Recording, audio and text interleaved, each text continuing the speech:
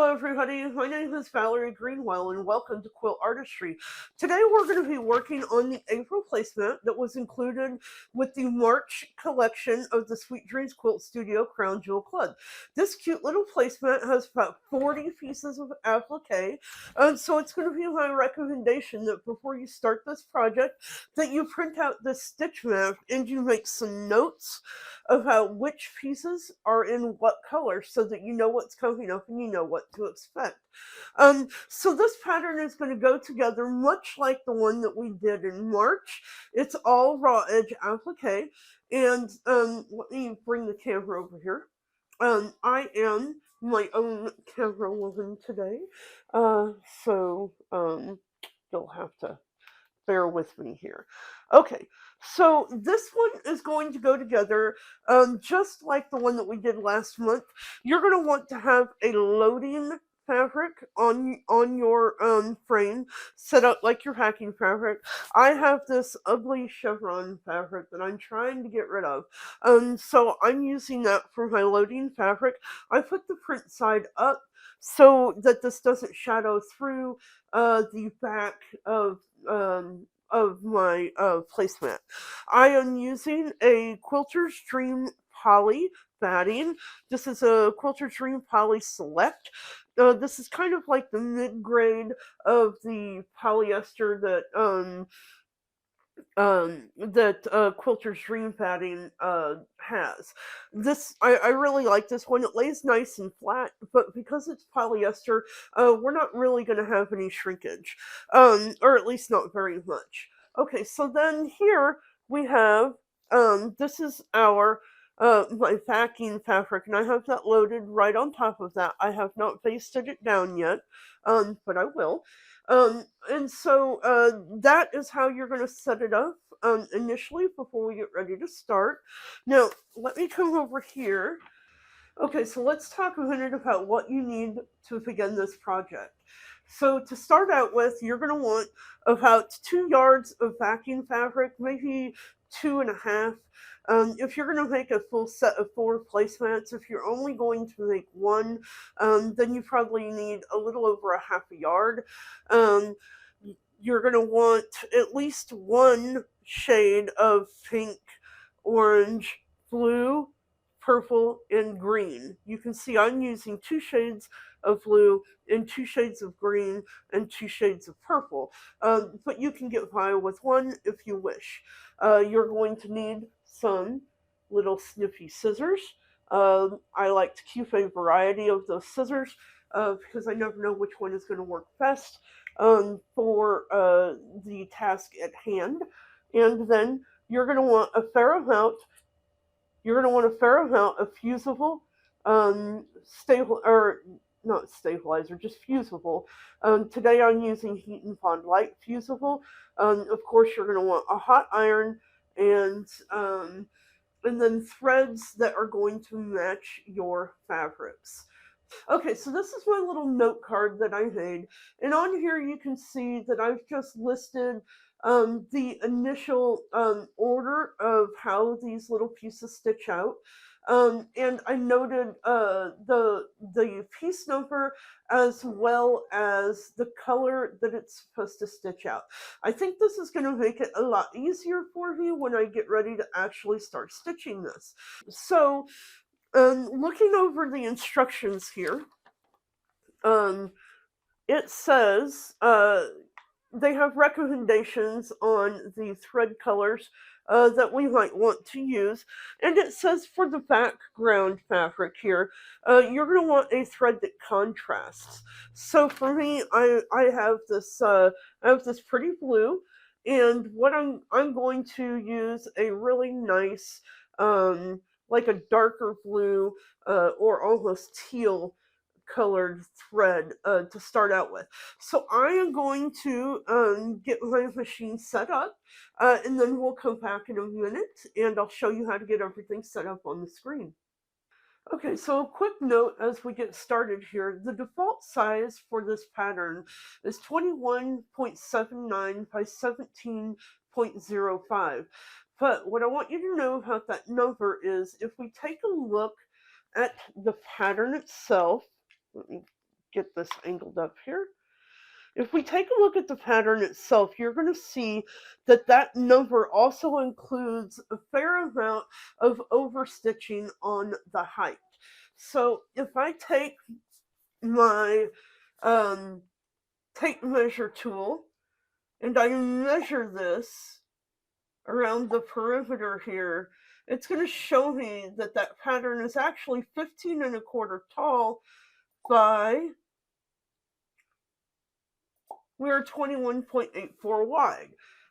So if your plan is to use this as a placemat, you might want to resize this to a little bit of a smaller size, or whatever size you think is appropriate to fit your table. I personally think this is really cute, but I want to use it as a door hanger on my door. So I'm going to go ahead and stitch this one at the full size. I think that's going to be just the perfect size to hang on my door. Okay, so you can see on my fabric here that I have everything basted down. I have a darker thread loaded and I'm ready to get this going. So this pattern is going to stitch out one piece at a time, and it's going to start by stitching the perimeter of this placemat.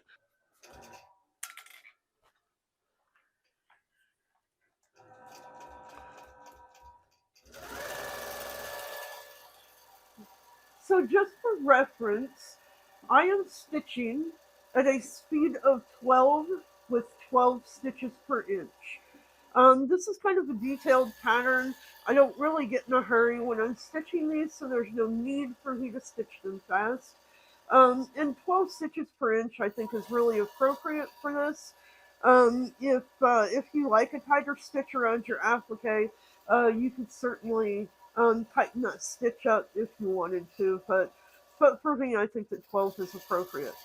So as you can see, this has stitched out the perimeter of our placemat and it's coming to an end. And now we're going to be ready to add the pink fabric. So I got excited and I didn't read my placement map that tells me that the next thing that stitches out is actually the background. So I'm going to go ahead and hit continue and let this start stitching out that background. You'll see that I have my contrasting thread in. This is a nice, almost like an aqua green. I just wanted it to contrast a little bit, to stand out. So I'm going to go ahead and let this stitch. It's going to stitch all of these little raindrops along with the outline of the umbrella. And it's going to take a little bit for it to stitch, so we're just going to let that stitch out, and then we'll come back in a minute. Okay, so our pattern is just about finished stitching out. We're getting down to the last part here. And so now we're going to go ahead and cut the thread, and we are ready to add our pink fabric.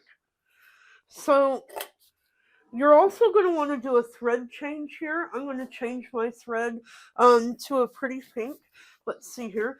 I have my pink umbrella fabric here. And of course, you can see I have my heat and bond on the back of that. We're going to want to take the paper off of that. Don't forget to take the paper off.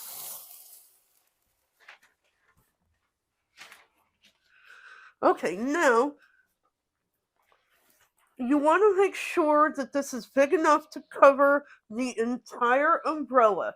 You should not see any of this outline anywhere outside of this pink fabric. So we're going to get that right there in place. Now I'm going to put a couple pins in just to hold it in place. Okay, now I have my pink fabric in place. I am going to change my thread and come back and we'll be ready to stitch. Okay, so I'm back. I've got my pink thread loaded and I'm ready to stitch the umbrella. So I'm just going to hit continue. And it's going to go around and it's going to stitch the entire outline of this pink umbrella. You're going to want to be able to smooth that out a little bit.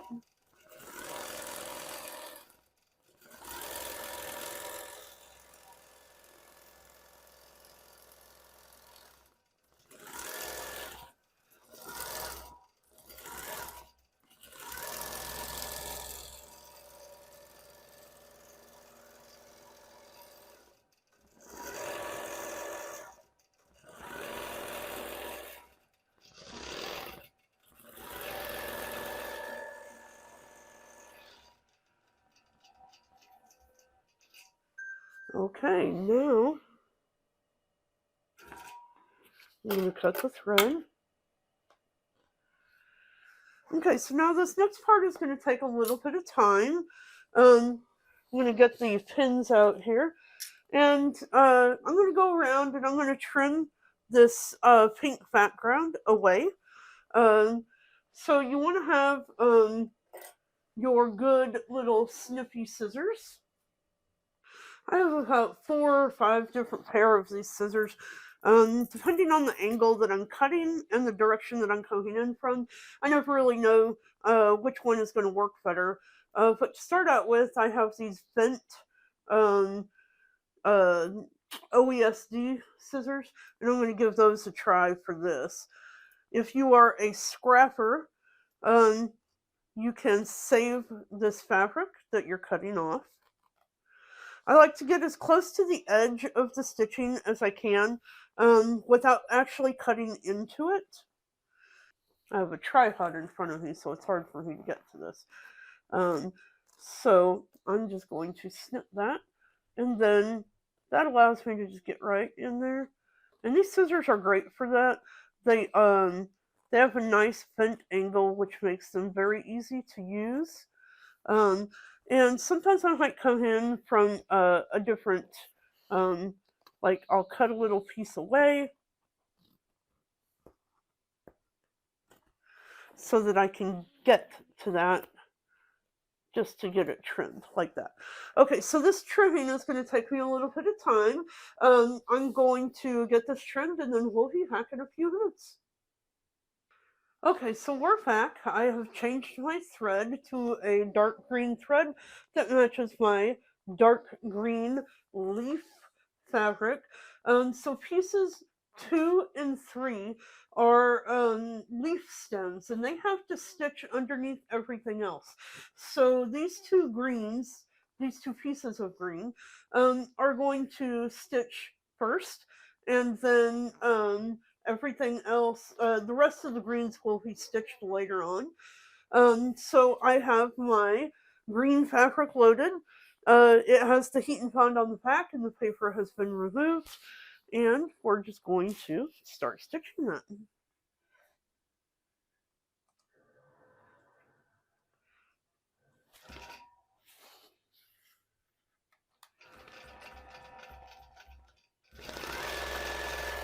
Okay, so now that the green, the first 2 pieces have finished stitching, I'm going to use my little scissors and I'm going to trim this away, just like we did with the pink umbrella.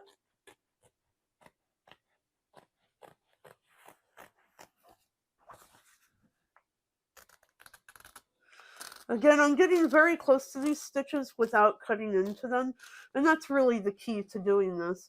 So I'm going to go ahead and get this trimmed out, and then we'll be back. Okay, so we're back. I have my next color loaded, which is this dark blue, kind of almost purple. I have my thread changed to this really pretty color of like royal blue, and we're ready to stitch the next pieces, which are pieces 4 through 9 and 9A. Those pieces are going to include this little heart, the 2 swooshes down here at the bottom, a big swoosh across the middle, and the other big one in the middle, and then 9 and 9A, which are up here at the top.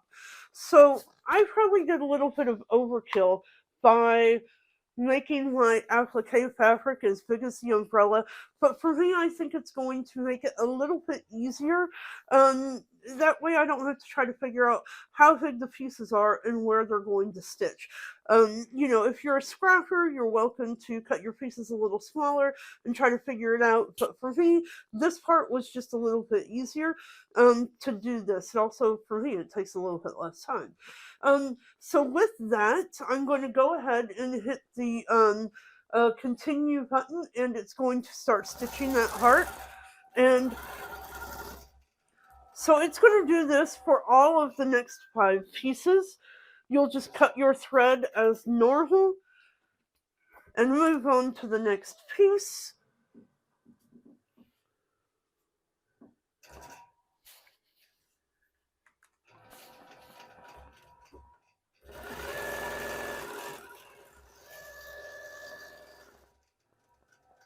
Continue stitching and cutting your threads.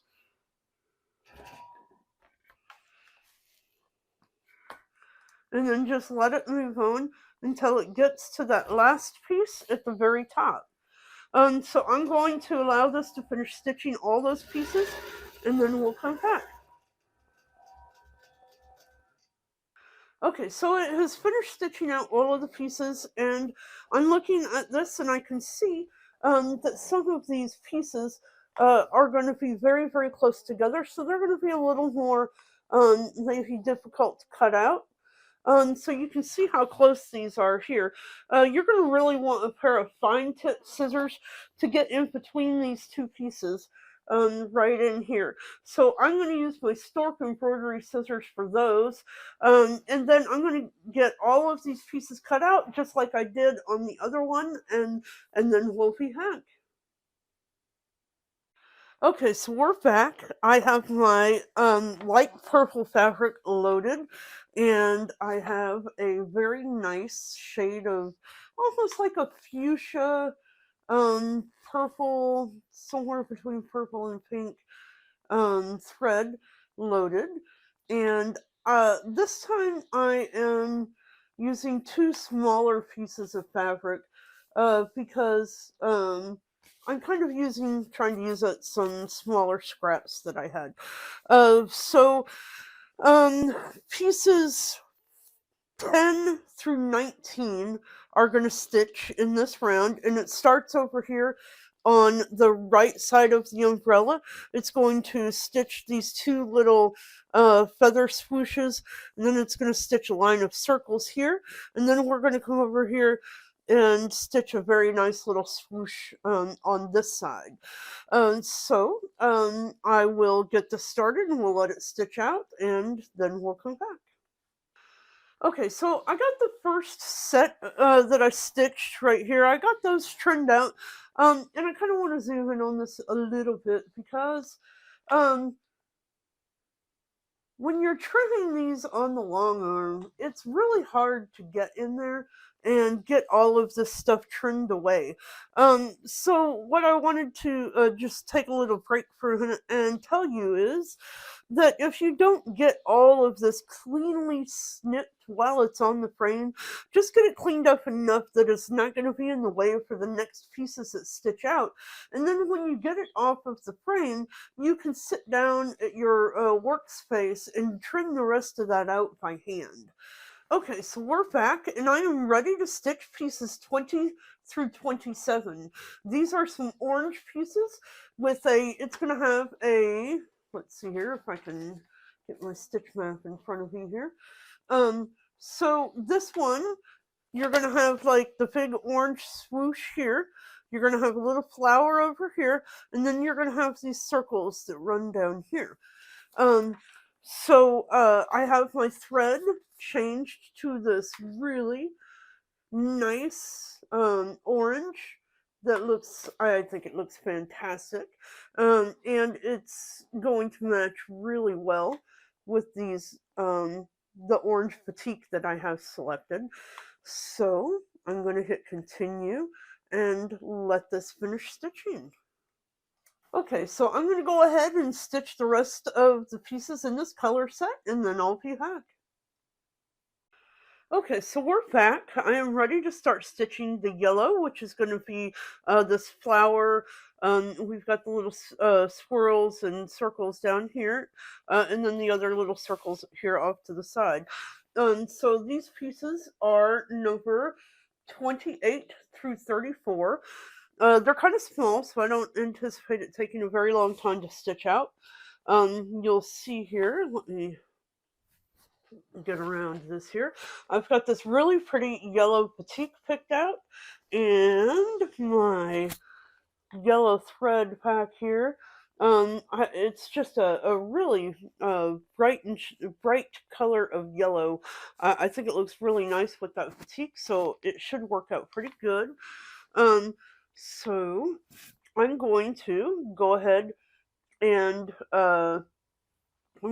start stitching this, and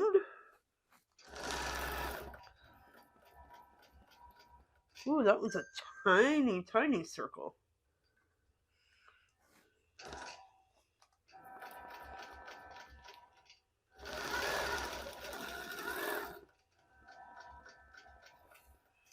Okay, so I'm going to go ahead and finish stitching the pieces in this color set, and then I'll be back.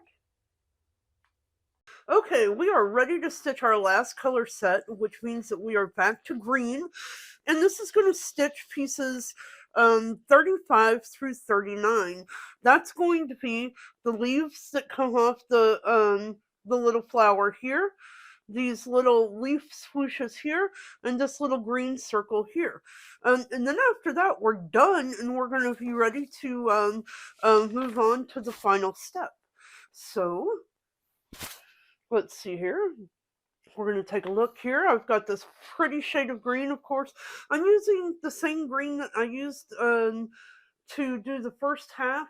The first few pieces. I thought maybe I might change to a different shade of green, but I decided that I really liked the dark better. So I'm back to this really pretty dark green. It looks very nice on these fabrics. On this green batik here. So it's hard to be my own camera woman and do all the quilting too. Okay, so here we are. I'm going to hit continue. It's going to stitch these leaves, and then we're going to be ready to do the rest here.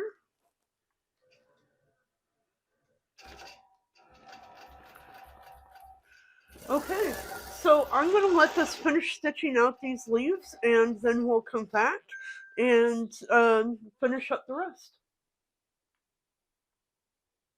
Okay, so we're back. I have everything stitched. All of the applique is finished and trimmed away, and I gotta tell you, I'm in love with these petites. It really looks amazing.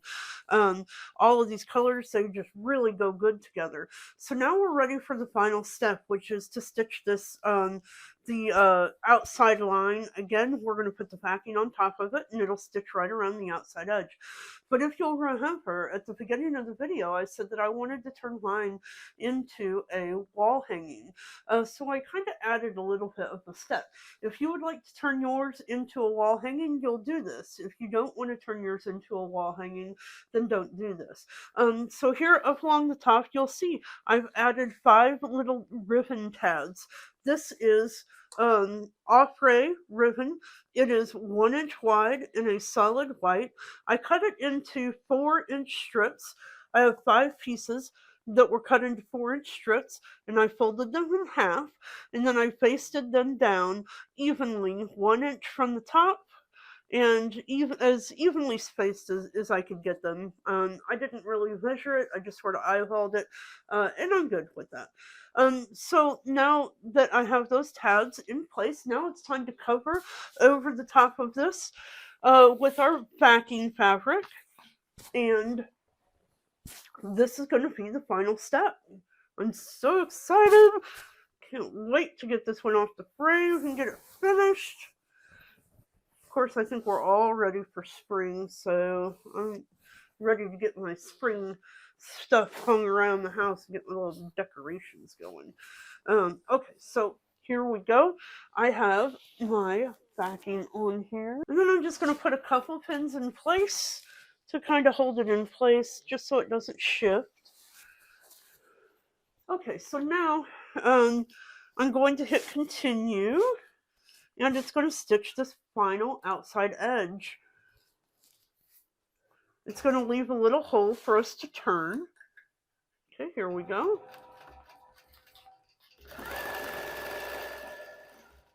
Oh yeah, here we go. Okay, now you can see it's stitched the entire outside with the exception of this little 4.5 inch hole to turn everything in. So now the only thing that's left is to get it off the frame, trim it up, and flip it inside out. So let me get this off the frame, and then we'll take it over to the cutting table. So I'll be back. Okay, so we're back. I have my little quilt off of the frame, and I'm at the cutting table. And if you're looking at the side of your quilt that has all of the designs on it, that's not the side that you want to trim from. So you're going to flip it over so that you only see the side that has the single line of stitching around the outside edge.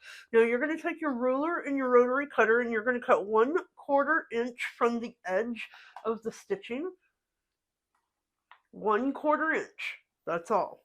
And go around, and then when you get to the top, or I guess that's actually the bottom, let me try to readjust here. Let me pull it down this way. Okay, so this is the part where the opening is. And when you get to this part, what I want you to do is cut this about 1.5 inches from the stitching out, okay? And you have about, I don't know, between 1/2 and 3/4 of an inch, give or take, on either side of the stitch line. That's going to give you enough room to kind of fold that over and tuck that in when you get ready to turn it inside out. So after you have it all trimmed, then you're going to take a little pair of scissors, and you're going to clip these corners here. Let me see if I can get this here. Okay, so you're going to take your scissors and you're just going to clip your corners. Make sure that you don't cut into the stitching. You just want to cut the diagonal corner off. Sorry, I'm trying to get this in the frame. It's really hard to see. Okay, so we're just going to snip those off just like that.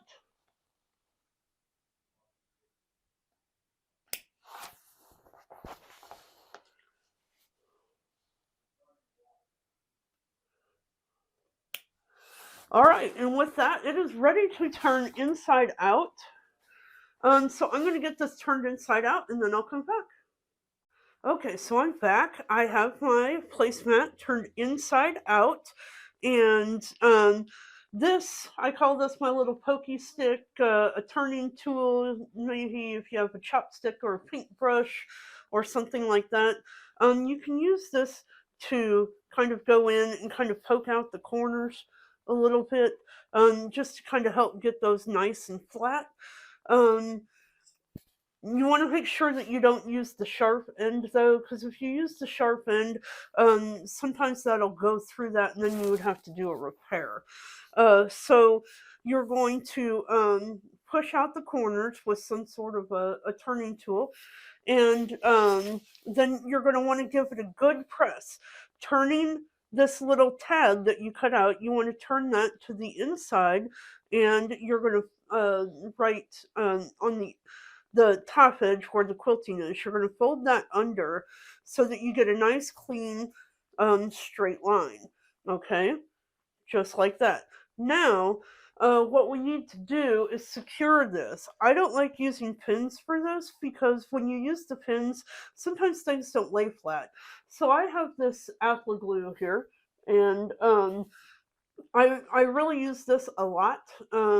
It's really good. If you have Elmer's glue, you can use Elmer's glue. I like this one because it has this little spout that makes it really easy for applying little tiny dots. And so what you want to do is lift up this tab a little bit and just put you a couple dots of glue in here. it doesn't really take a lot of glue. You just want enough, a couple little dots to kind of help hold it in place until you're able to get it stitched. So now we're going to turn this edge under, and we're just going to lay it nice and flat. You want to make sure that these edges really kind of butt up against each other. Okay, now we're going to take that over to the iron, and we're just going to press that down nice and flat. It just dries the glue faster so that you can go and stitch immediately. Okay, and that is it. So now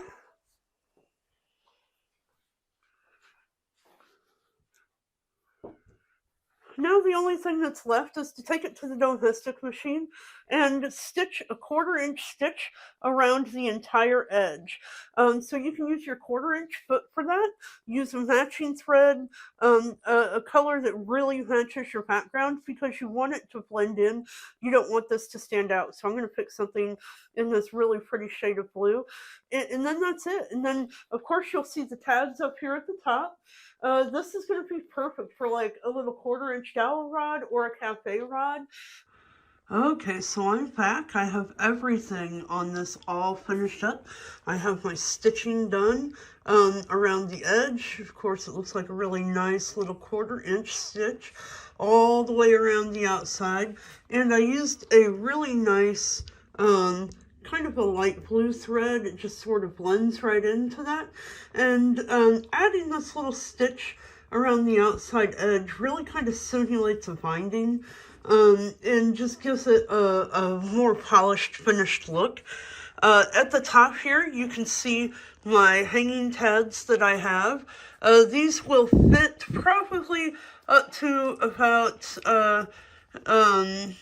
I'm going to say a 1/4-inch dowel to put in there.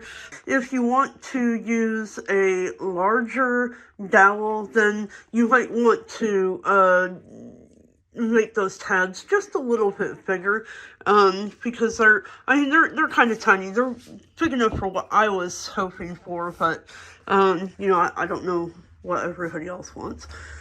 Anyway, really cute little finished placemat or a door hanger, and these are going to be door hangers for me.